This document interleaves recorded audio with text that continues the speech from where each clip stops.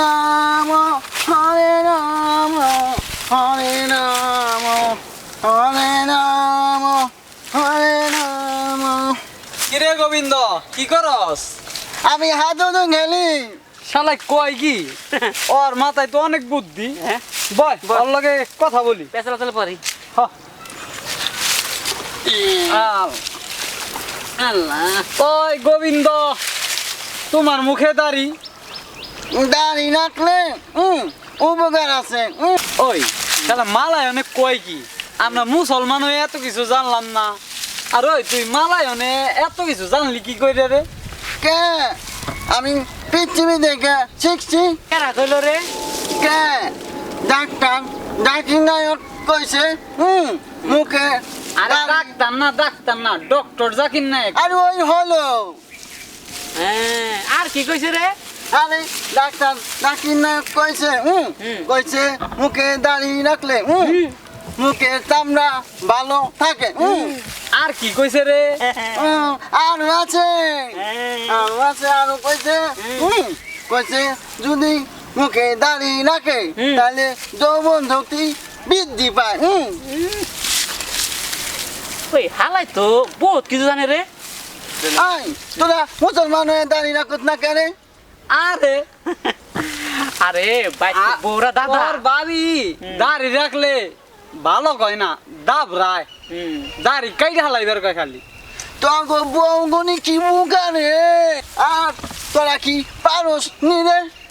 এ কয় কি দাদা আমরা যাই আর নাই আলা বোকা। হাত মাখি কই না তোর মুখে দাড়ি নাই তার মানে কিছুই নাই। তোর বউদের কাছে জিগাই নেই আমার কি শক্তি। আহারে আবার কি হলো রে? আজকে তখন এই হিংসুটি মুসলমানের কারণে আজকে পৃথিবী বন্ধ হয়েছে। তোরা যদি এই হিংসুটি না করতি মুসলমানরা তাহলে আজকে কি পৃথিবী বন্ধ হইতো? ও তারা তো হালাই তুই তো ঠিকই কইছস। আমি ঠিকই কই। আমি নাঙ্গা দেখা জমালে জ্ঞান করো না। আজকে যদি পৃথিবী খোলা থাকতো তাহলে বাংলাদেশের বেধর্মী যারা আছে সব মুসলমান হয়ে যাইতো। আজকে তারা মুসলমানরা কয় বাদ দেশ আর আমরা মজা মারি। ওই আমি ওই তো ঠিকই কইছে। হ্যাঁ আমরা মুসলমান হয়ে মুসলমানের রে চিনলাম না। না পিছে একজন লাইগা থাকি। হ্যাঁ আমরা তওবা করি এখন থেকে আর আমরা মুসলমানের পিছে কারো পিছে লাগবো না। না মুখে দাড়ি রাখবো হ্যাঁ আর কারো গয়ে কেউ বাস দেব না। না কি এই কর? যে একটা ঠিক কথা কইছ। এতদিনে বুঝলি দাড়ির কি মর্ম। এই তগো বউগনি আমার একদিন নিয়ে যাস আমি বুঝাই কমনি দাড়ি রাখলে কি উপকার আছে আমার একদিন নিয়ে যাস। ঠিকই কইছো তুমি। দেখছো রহিম এই যে আমার গোবিন্দ দা হিন্দু ইয়ে যে সুন্দর সুন্দর কথা কইলো এই কথা আমি মুসলমানের মুখে পাইলাম না। না আমরাও তো এত সুন্দর কথা জানি না। জানি না ওই জানে কই থেকে। ও দেখ, হিন্দু ও পিস টিভি দেখে। ওই আজকে পিস টিভি দেখেই তো এত কিছু শিখছে। এই হেই আজকে যদি এই টিভিটা বন্ধ না হইতো তাহলে তো আমরাও শিখা পারতাম। হ্যাঁ গোবিন্দ দা তোমার লগে বেদবি কথা আমার মাফ করে দিও। না তুমি আমাকে আলোর পথ দেখাইছো গোবিন্দ দা কথা বুঝছো।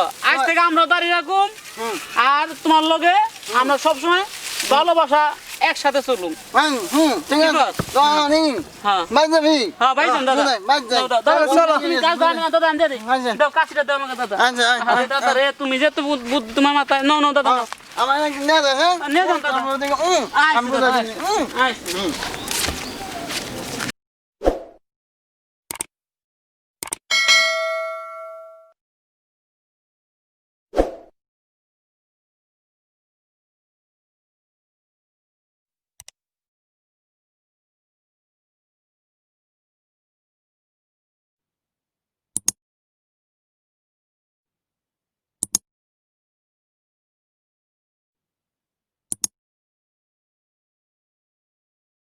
কই যাত?